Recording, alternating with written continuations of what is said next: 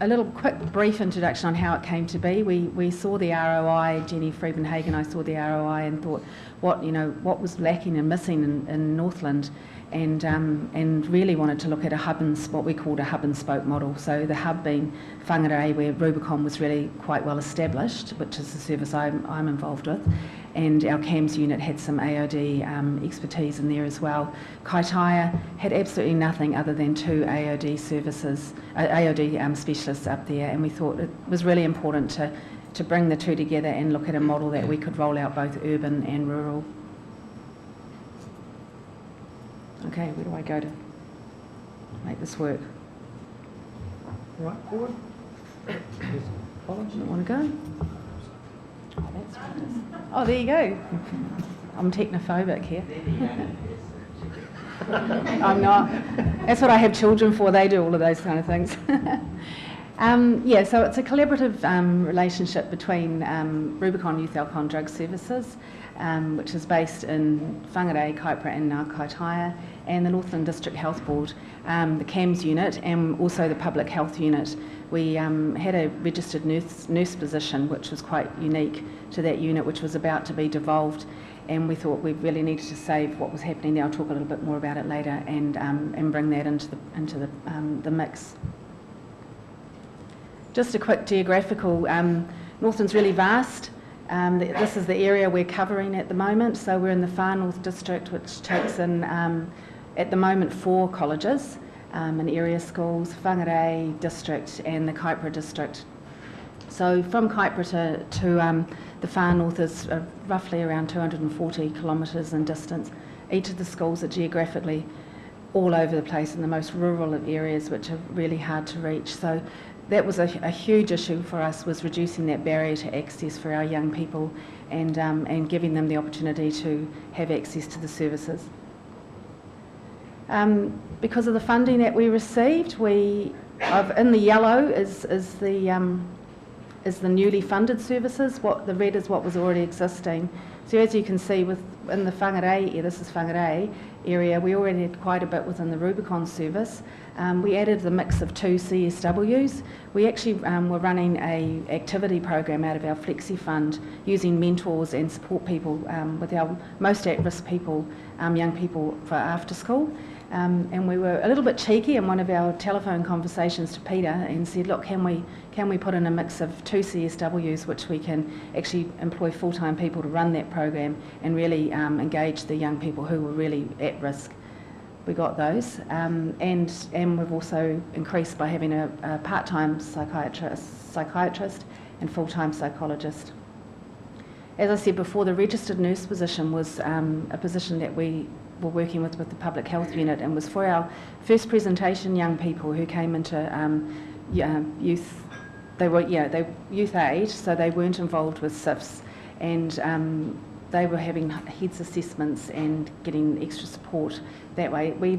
The position was going to be devolved, so we put that into the mix, and that's come into the Whangarei relationship as well.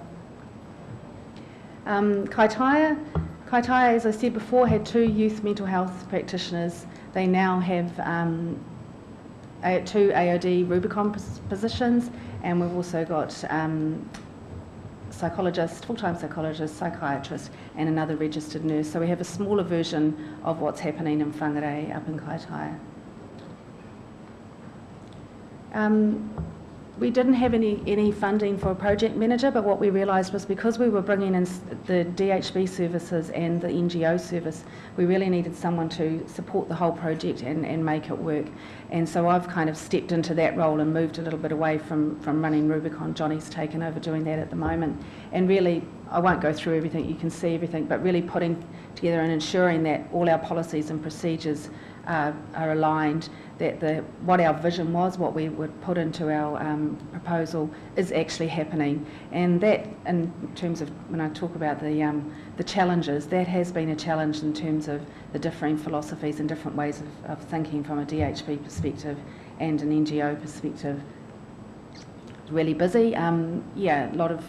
I spend a couple of days a week in Kaitaia and the rest in Whangarei, but it really does involve having to have somebody hands-on, making sure that program has been implemented. And then, of course, like I said before, Johnny is responsible for ensuring that Rubicon and the DHB services are running as they need to be, as business as usual. Where we're up to today, we've had to align in the Whanganui area, align the job descriptions and KPIs. We're having weekly MDT meetings now that we have our psychologist appointed. That's really running really well, and we're starting to get our first referrals, like Grant was talking about before, just changing the way that that we've been able to support our youth AOD young people. Our vision of CEP too is not just mental health, it's whole of health. So having Daniel, our nurse, involved as well, he's looking at physical health, behavioural health, whatever the needs of the young person may be. We're able to work together in our MDT meetings and really hands-on straight away support them and make some changes. So we've been doing a lot of training as well, which has taken up a lot of our staff's time as well. We've gone on to the JADE reporting system, which was the hospital-based system for mental health and addictions. That's been fraught with a lot of mindset changes. A lot of our staff are technophobic like me, so it's been a very different. I can see it's fantastic from the reporting angle, but it's been a mind shift from paper-based work to moving into computer-based systems. We're already doing SACS anyway, but we've implemented Hanoska as one of our tools, so that's been a training that's needed to happen and look at how everybody's needed to work along the Hanoska and SACS measurement tools. And you're developing our clinical pathways, and like I said before, now referrals are starting to come in and coming in quicker than we realised they would actually. Kaitaia has been really about setting the service, setting the relationship. It's been up to date, really relationship building, a lot of iwi consultation, working with the local community, working with the DHB, really board meetings, school management meetings, really setting up structures. So we're ready to roll out on Monday to the schools, but the first 5 months have been slow and methodically working with the communities. As I said before, there's been, and I think it's important today to talk about some of the challenges are the thing that are going to really help us all learn and look at how we're going to be able to put these services out there and really learn from our mistakes as well. So yeah, there have been it's been difficult in terms of change management and moving people from DHB. So our DHBs are responsible for the HR management of the positions that they were funded for. However, everybody has been relocated together either in the one Rubicon building in Whangarei or in the there was a CAMS building that was empty basically that we've been located to in Kaitaia. So there's been some mind shifts, some philosophical changes and models and ways of working, but it's getting there, but it is something that's an ongoing process and lots of supervision and lots of support. Yeah, and also I think timeframes, like for us we were kind of thinking we were rolling out in October and we didn't receive the Ministry of Health money until January, and so there was slow processes in terms of being able to get things working and meet timelines and measurements that we've put in place. And as I said before, the reporting systems have been quite fraught. Great now, but it was a really difficult process to make changes and ongoing training. I'm happy to talk about lots of these things in the breaks too, about lots of the challenges and the different things that have come up for us. Where to from here? AOD, like I said, next week, 5th of May, schools will be in schools and really starting to work. Teams will be starting to develop, and Kaitaia will definitely have a team of people working with the young people. We in Whangarei are co-locating to a new building. At the moment we're on top of each other in this really small space, so we're about to co-locate into this beautiful large building where we can run our activity-based programs as well. In June I'm working with Sarah Harnish from Absolute Quality and aligning all the policies and procedures. It's been a work in progress, now ready to put them into format and have that established. And then for us, yeah, it's ongoing weekly project meetings, MDT meetings, really concentrating on our reporting and evaluation, and business as usual. So that was a very quick overview of what we've been doing.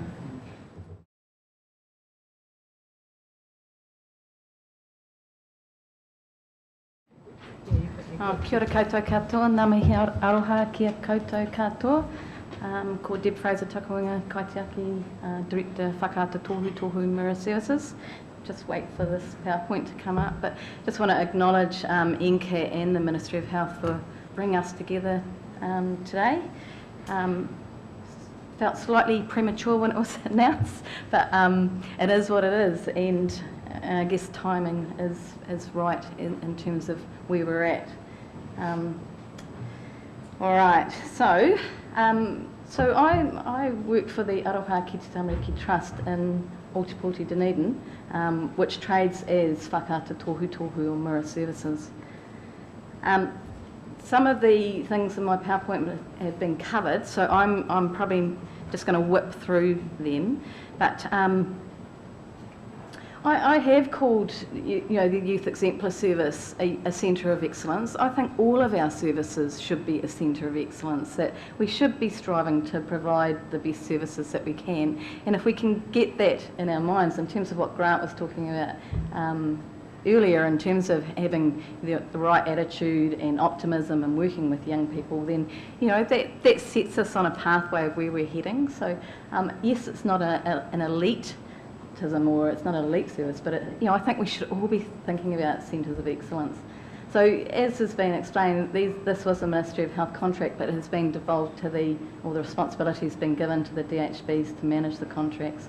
And yes, we know what it's all about, but this service specs has been linked to 3 different service specifications and captures elements of service design and functions that are not articulated through the existing service specifications. So I think that's really important in itself, that it does capture areas that are not already outlined. So first and foremost, the service specs talk about an accessible service, that they are relevant, youth branded, that they are standalone services, that they're for children and young people aged 12 to 19, that they're CEP enhanced. So these are the things that have been outlined that we've been tasked to ensure that we deliver on. So for us, I suppose I've done a few presentations, and I just with 10 minutes wanted to pull together where we were actually up to. So I thought, well, probably a good way to do that is to explain, well, who is the service actually for? So what we've put together is that we're actually aiming and targeting the service at young people who are 12 to 22 years of age. We see a significant gap for the 18 to 22 age group that don't fit within adult services or respond well to adult services. Adult services don't respond well to them. So we talked with the Ministry about actually upping our age range. We are talking about the grouping that has problematic to severe alcohol and drug use, that has mental health coexisting issues, and another area of course that's new in the service specs is that we are required to deliver managed withdrawal for those young people. Interesting the timing of these services with what's happening in terms of the withdrawal or banning of the psychoactive substances that's just been announced. Or are affected by a family member or a member who has an alcohol and drug and or mental health issue, so the COPNEA area of work, are a parent with CEP issues that are aged 22 and under and their children, so we're tasked with the responsibility ensuring that that grouping gets the appropriate assistance and treatment. We've also included that or are a parent or a family whānau member who is affected by a young person's alcohol and drug use. The research and evidence of working with a parent who has a young person who's substance using that facilitates and bring about change in that young person's substance use is there for us to draw from and to ensure that we actually target this from a different way rather than just working with that young person and facilitates them accessing treatment as well. So in terms of our service design and plan change, we were like Rubicon in terms of we were good to go in October but didn't actually receive funding till March. So we had a period of time working up and preparing for this change We have 4 roles that need to be transitioned into the Exemplar service out of our existing service. We had 18 staff within our existing services, and part of our outpatient mental health and addiction counselling service, there were 2 FTE alcohol and drug roles, and our we had a psychiatrist role that wasn't funded at that stage, but through the Exemplar service we now have a funded psychiatrist role.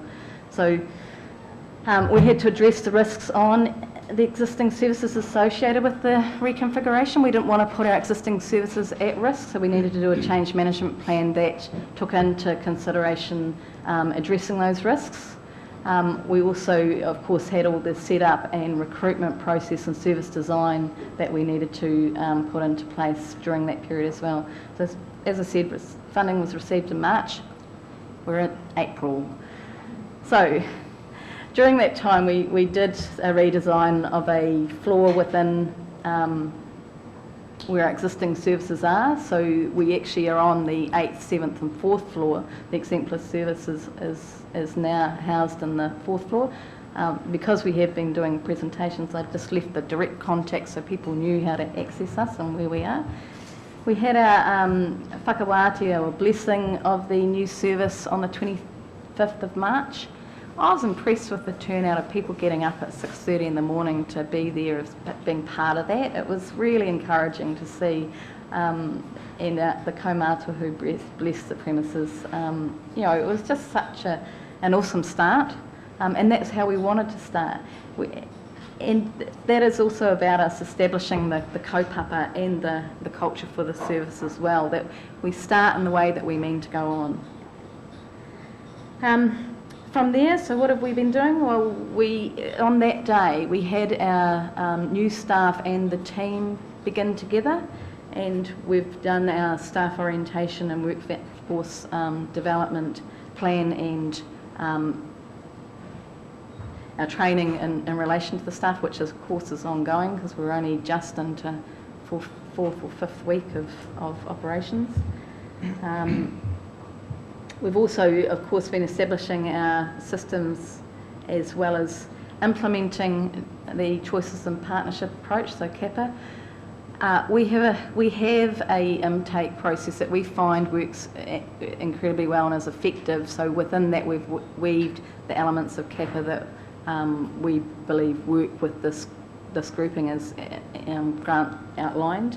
So we've taken the bits that we know are effective and work well alongside our intake process. So we want to make sure that people are getting to the right place before we have them enter the service. So we have an intake process that ensures that people get to go to the right service first up, rather than bring them into the service and then redirecting them. We don't think that's a particularly fair process to put people through several assessments or intake processes. Been progressing our service development, so ensuring that our policies and our practices are in line with a CEP framework, and we've been critiquing and redefining our practice to ensure that we're integrating that in the way that we believe it's required to be. So in terms of our multidisciplinary team, these names may mean nothing to you, but I think it's good to put who it is that's in our team. So we have appointed our clinical team leader prior to being funded, as you do in an NGO. We might do it in a DHB, I don't know.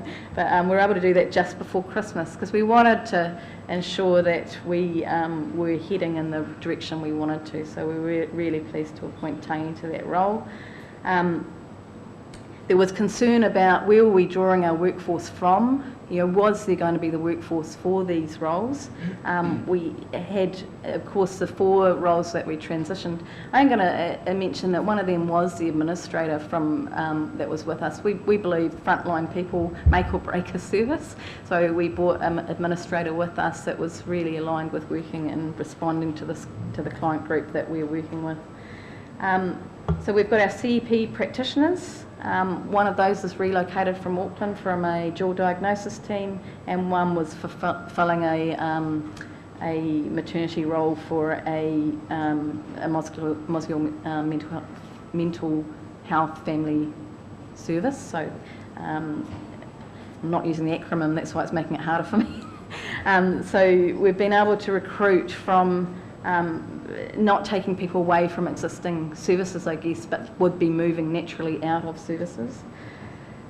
We're currently recruiting for a family therapist. That has been probably proven to be the more difficult role to fill, although we are happy to be interviewing good quality applicants for that role. Our 0.5 psychologist is on board, our peer support worker, and Dr. Alistair Howie, who's been with us for just over a year, has moved into the Youth Exemplar service in a 0.4 capacity. And we're currently recruiting for the rural positions because we're a southern-wide district, so Otago, Southland. I was hoping Peter would have covered the key objectives. These speak for themselves. If we're not doing this stuff, then we're probably in the wrong job. So minimising substance use and reducing associated harm, retaining people as long as appropriate in treatment, and improving their quality of life. So those are the core objectives. There's secondary objectives though, so these are about developing models of care. I'm just going to work through them because this will take up too much of the 10 minutes that I've got. Developing a critical mass of clinicians, and Peter's spoken to that. Reducing the impact of substance use on vulnerable and high need populations, so that means we need to be targeting interventions, particularly at those groups. Improving the outcomes of youth presenting with impacts of substance use in other sectors, so that's the links and with education, justice and sexual health. So ensuring that there's good systems in place, and there's been good talk about that in relation to primary health and schools as well. Supporting local agencies working with people to recognise, so screening and undertake effective brief of intervention. So there's a training element to the service specs that we're tasked to achieve as well. Contributing to the whānau audit outcomes, including opportunities to participate in Te Ao Māori. Some of these have been spoken about already, so evidence-based interventions, whānau interventions. That was why we thought it was important that not only that all staff are trained at working in working with families, so having family inclusive practice, but that we have a role that is actually able to focus on the, I suppose, clinical recovery of family relationships when they're beyond the ability to resolve them within their own skills and capacity. Children and parents with mental illness and addiction, so the Copnea area and managed withdrawal is covered.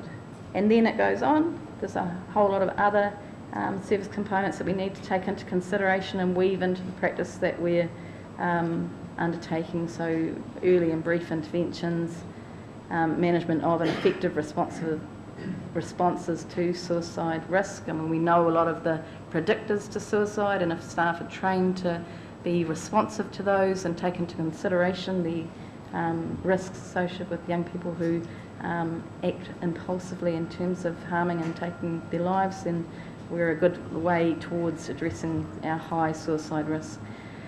School-based policy, school drug policy and school-based interventions is another big piece of work in itself, and services to other agencies and organisations on how to respond to youth AOD problems. So again, training the wider youth community sector and organisations that are working with young people. Who are we seeing? I guess in terms of the Exemplar service, we transitioned 35 young people into the Exemplar service that we were already engaged in, that already met criteria for the Exemplar service. In February, March, we received 14 new referrals. Bearing in mind that we didn't get funding till March, we had to hold off seeing those young people until we were able to be operational. And April, we received 18 referrals. Young people who have previously, sorry, I'm racing because I'm really aware of time. Probably doing all right? I got it, 2 minutes, I think I'll get through this. Who are we seeing? Okay, so predominantly we are seeing young people who have previously not engaged with services, so that they are the people we want to be seeing, that have complex presentations, that are using cannabis, synthetic cannabinoids and alcohol. They're the main drugs of abuse, as we know, for this grouping. Are high risk to self and others, move up and down that continuum. So what we know is that it may be that 1 week someone's travelling fine, but the next week or the week after that their symptoms may have increased. So that continual screening and ensuring that we are asking the right questions around that and not missing that stuff is really important. Do have emerging symptoms or have symptoms of bipolar personality disorder and schizophrenia, and increased, we are seeing young women who have increased symptoms or are experiencing or have history of conduct and antisocial personality disorder. So that's something we've noticed, as there's been an increase in that grouping. We have had long waits at the emergency department, which our pathway to emergency psychiatric services is through the emergency department, but we are experiencing up to 8-9 hour waits for young people who we believe are acutely at risk, who may or may not get the response we believe that they require. Whoops. I think that was some of the challenges and tasks we're experiencing. Of course, in relation to the last comment, we want to ensure that there's improved pathways of care for young people. We want to ensure that we're recruiting competent staff into possibly a more difficult area to recruit to, which is the rural areas. We are identifying that there are gaps for our clinicians in terms of clinical supervision, that is going to be a challenge across the country. I suspect that other areas may be experiencing challenges and difficulties in this area. There was to be and is a local expert advisory group, and we've taken on board some comments Fraser's made in terms of providing us with some training a couple of weeks ago, or might have only been, it was probably 2 weeks ago, around possibly forming our own expert advisory group. We want eyes on what it is we're doing. We want input into what we're doing.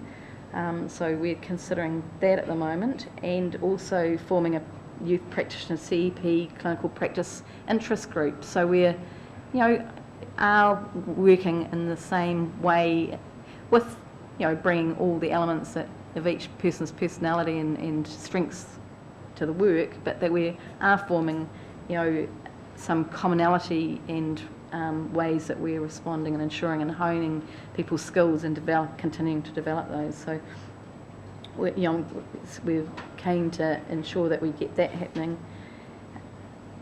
There are all the systems already in place in terms of clinical reviews and our MDT meetings and that, but that's not about necessarily just building on practice, which needs to happen. And our other task would possibly challenge, don't play with them, is implementing a new client management system, which Rubicon's already talked about a little bit. We're faced with doing the same thing in terms of meeting the reporting requirements. And Peter mentioned the evaluation, so he possibly will talk a bit more about that as well. We have signed up to this in terms of ensuring that we have the accountability that's required to meet the service specs for this contract. So that's probably it for me.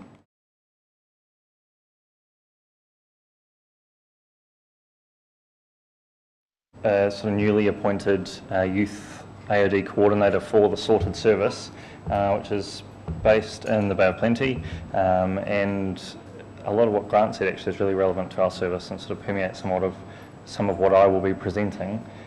Sorted is a secondary youth AOD service that's located within a CAMS team. So we're located in the Western Bay of Plenty. Bay of Plenty is split into Western and Eastern Bay. The CAMS service in Western Bay of Plenty, Sorted is part of that. So just kind of very practically, what does Sorted offer? At the moment, Sorted is 3 FTE in terms of AOD case managers. The youth AOD coordinator is myself. I've just sort of started about 3 weeks ago, but prior to that I was one of the AOD case managers. In terms of Sorted's development, if you like, when youth AOD work came to sit under the CAMS service in Bay of Plenty, that was probably about maybe 3 or 4 years ago, I think, 2.5 even.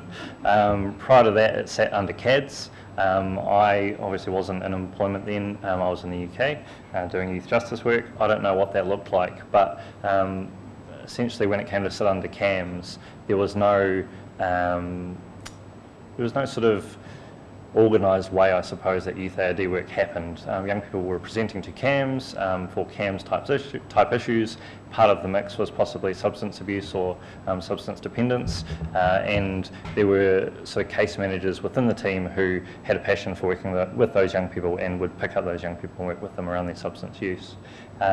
When I started and when sort of Sorted started around the end of 2011, it came out of that whole sort of drivers of crime thing and setting up a youth AOD service within a CAMS setting.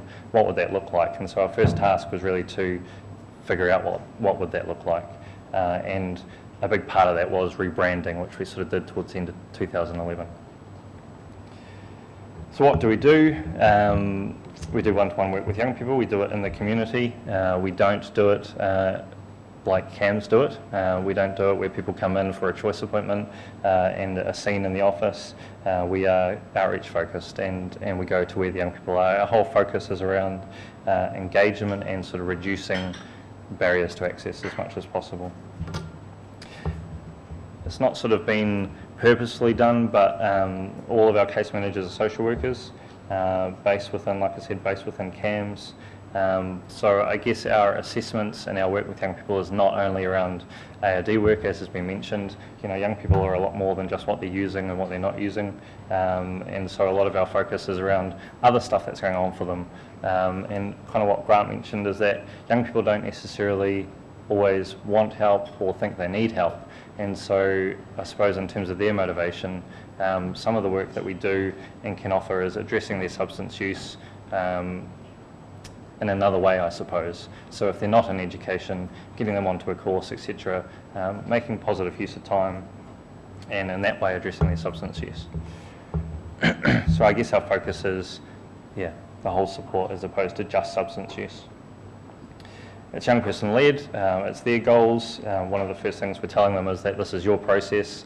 We're not here to say that you should stop or you should quit or to tell you what you should or shouldn't do. At the least, we're here to educate. At best, hopefully, you will make some goals around changes you want to make. It's based on the cycle of change. We're quite happy to meet with parents and caregivers, even if the young person doesn't want to engage, and that's often, well not often actually, that sometimes is how a young person will eventually engage, is that there's a concerned parent or concerned parents, and we're quite happy to meet with them and offer them some support, link them in with services that may help them about how to deal with their teenager, even if the young person doesn't want to engage with us. Of course, we do assessments. Of course, we make referrals to residential services. For us, our contracted residential services are Odyssey House and a service called Rongoatia in Hamilton. As part of a CAMS team, we have the luxury, obviously, of being able to refer to psychology. We have OTs. We have psychiatry if needed as well. And again, because we're within a CAMS team, it's nice that as case managers ourselves, we're able to work with young people around their mental health issues and also get obviously the expertise of the wider MDT.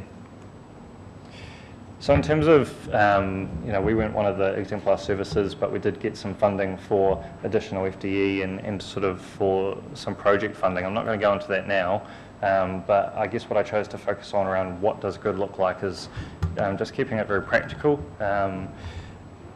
Things that have helped for us and that have been solutions, if you like, is that Sorted's a recognisable and youth-friendly brand. We're very clear, and some of Grant's sort of consultation work initially before we were set up was, around getting away from that sort of CAMS identity, and we weren't going to be a child and adolescent mental health and addiction service, so we needed to make it identifiable, we needed to make it recognisable, and so a big part of what we did initially was rebranding, but then promoting that brand and doing a road show, if you like, of kind of presenting to different services, key stakeholders. So we've come up with a lot of little promotional materials as well, some of the stuff we borrowed from Altered High, and just sort of with their permission, and not just plagiarised, but with their permission, and sort of went in with some of our other NGOs in the area. So the little fold-out wallet-sized leaflets about alcohol and cannabis use. We've come up with some of our own little business cards, our own brochure, posters, etc., to get them into the schools, get them into ED, all those kinds of places, but basically just to get the brand out there and recognisable. Like I said, I guess a key focus is around engagement and making our service accessible, minimising barriers to engagement. So separating was part of that and has been a great success, I think. Our referral process is as uncomplicated as we can make it. It's sort of a one-pager, and we're not even fussy if it's on the one page, to be honest. YJ case managers will just email us. But so long as the nuts and bolts are there, unlike CAMS, I suppose, we're also not fussy on detail. So as long as sort of the contact details are there and, kid smokes marijuana, kid does alcohol, whatever, sometimes that's about as much as you get. We've had pathways established from the outset. We met really early on with Youth Justice, identified them as going to be a real key stakeholder. So we've had continual meetings with Youth Justice and Police Youth Aid in particular. As we've developed, I think we've made stronger links with secondary schools. We run clinics in 3 of the major secondary schools in the Western Bay. And we've also, more recently, it's been a work in progress, but more recently established a really good pathway with the emergency department. So all young people presenting to ED, well, in theory, all young people presenting to ED with any kind of substance-related presentation, whether that be sort of broken ankle because they've been drinking, or more clearly substance-related, like withdrawals from synthetics, we get a referral via ED and we make some follow-up with that young person. Like I said, outreach focused has been incredibly successful. It's very rarely that we see our young people in CAMS. We don't triage, we don't sort of look at a referral and think, is this us, is this an NGO, we need more detail, thank you referrer. We will engage the young person and we do the assessment, and our intervention is obviously based on our assessment. We're not going to over-involve ourselves with the young person if we don't need to be. And the last point, actually, before I go into that, assessment's a process, so unlike, again, that sort of choice appointment and partnership approach, our first off appointment with the young person might not elicit much information at all. It might be much more about us telling them about what we do and what we don't do and who we are, and an assessment is an ongoing process that isn't front-end loaded, if you like. So results to date, at the moment we get to roughly 25 to 30 referrals per month, approximately 50-50 in terms of Māori and non-Māori. Wide range of complexity, like I say, we're not fussy in terms of the types of referrals we get. So, we can have anything from kind of one-off education sessions with young people who have presented to ED, having got drunk for the first time, through to really, complex individuals. There's a pretty even spread of ages. I think initially when we first set up, it was pretty clear that it was sort of 17 and it worked its way down. At the moment, I think the more we've engaged secondary schools, it's a fairly consistent spread of ages. Our age range is up until the age of 18. Sometimes we'll take sort of 18, 19-year-olds if it can be argued that we're a more appropriate service. Generally speaking, fairly consistently for the years we've been running, it's been sort of 2/3 male, 1/3 female, but for a few months more recently, we've had more females than males referred. And again, no surprise, but kind of common presenting issues we encounter are all those sorts of things. They won't be any different to what you guys see. So challenges, I guess there's lots of things in terms of looking, 2 minutes, cool. The things that I sort of, I guess, brought up for today, because of our referral criteria and that sort of lack of threshold around who we kind of accept or don't accept, that's great for accessibility, it's great for referrers, but it means that we aren't secondary services specific. The referral form's designed to be simple and promote accessibility, but it makes triaging difficult. So if there was a push come to shove in terms of you're only to see a top end, obviously it's going to make things a little difficult. We'd have to think more about how we operate. CAMS versus sorted can be a challenge in terms of who's to follow up. Certain presentations in terms of after hours referrals that come in, or things like that. What's the main presenting issue? Who should do the groundwork? Should sorted be case managing this? Should CAMS be case managing this? And sorted just be doing a specific piece of work?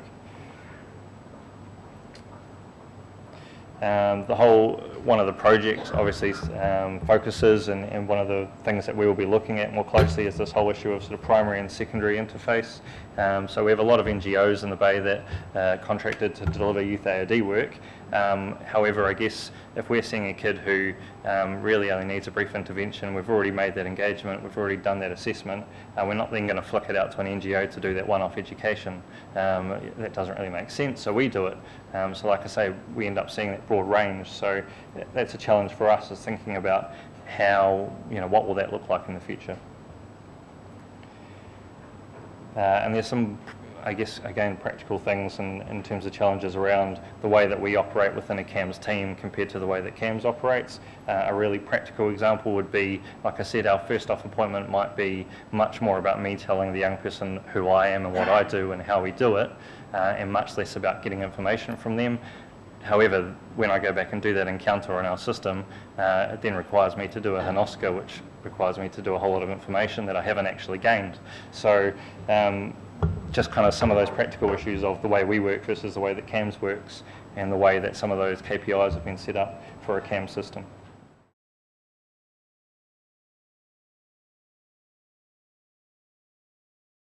Good morning. I know food is coming, just bear with me, I'll be as fast as I can be, okay? I want to acknowledge some people in the room. I want to acknowledge Marion and John, who are part of the development of this project, and Kitty and Peter, who are two young people who are part of our youth forum. I want to acknowledge some young people who aren't here. Alex, Matt, Hart, Nikita and Elijah have all been part of this process so far. Everything that's gone before me, ditto. Basically, we've kind of had the same issues. We've funded for a couple of FTEs to develop a service, and we're kind of going through that process. So I've got a slightly different focus to everybody else, and I'm not very good with lots of words on PowerPoints because I switch off. So apparently this is what good looks like, according to Microsoft. I put into clip art good. This is what good looks like. And sometimes this is what the journey feels like. I don't know if when I learnt to ski, and I've not done much skiing, I had to learn to walk up a hill like this with skis on, and it's really hard work. And then you get to the top and you go down and it becomes really, really easy. That's kind of what this process has been like for me, kind of hard work and really quite exciting at the same time. What we've noticed is through this process, we have two separate worlds that are colliding to develop this project. A lot of the people that have been involved in this project are older than 25 and suggest that you read books and engage with books and that kind of stuff. And then there's all the young people who taught me that I needed to do a private group on Facebook, to have a Facebook group that I could send information around this project to rather than open group, and I didn't know what I was doing. In fact, we're still struggling with that one. But it is about kind of recognizing that we're actually very different worlds and we're kind of crossing two worlds very much.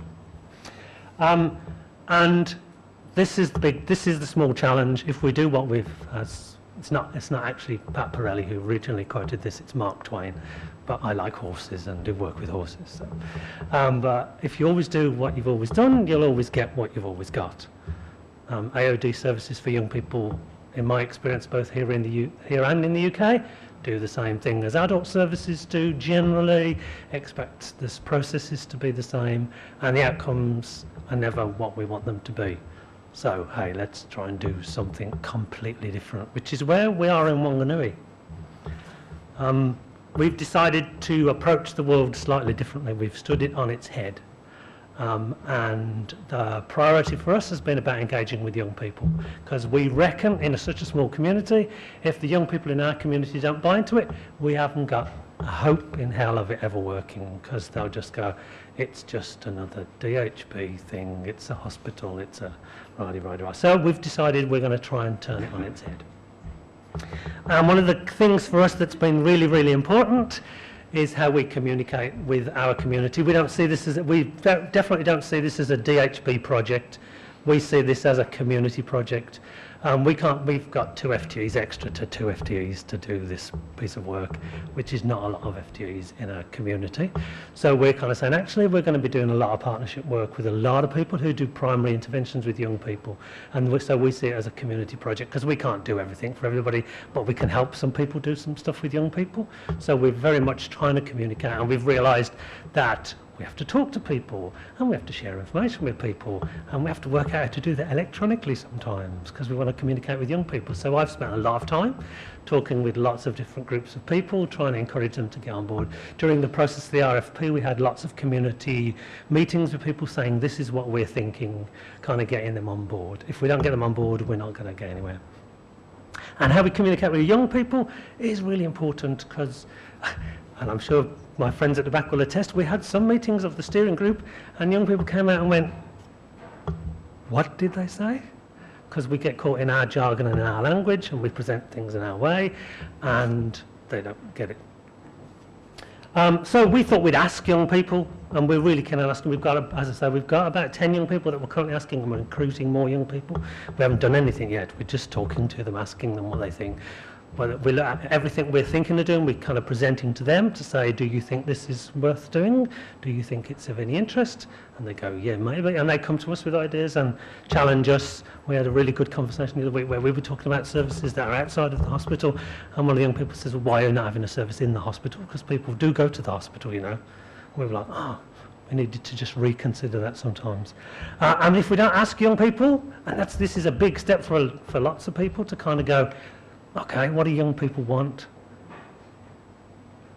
And we don't ask. Most young people have never been asked anything. They just get told, you go here, you do this, this is what you do, you end up here. You know, I have young people who I've seen through my service who have been told by SIFs or somebody, you have to come into this service and do this, and you go out the other end. Nobody ever says to them, how would that look for you? How would we engage with you in order to get you to where you want to get? So we found that kind of asking's been quite an interesting experience. The other thing, and I think Grant was talking about this, yeah, it's about kind of getting into that relationship. This is the most amazing woman. She's the first African woman to win the Nobel Peace Prize. She decided she needed to deal with reforestation, so she started planting trees.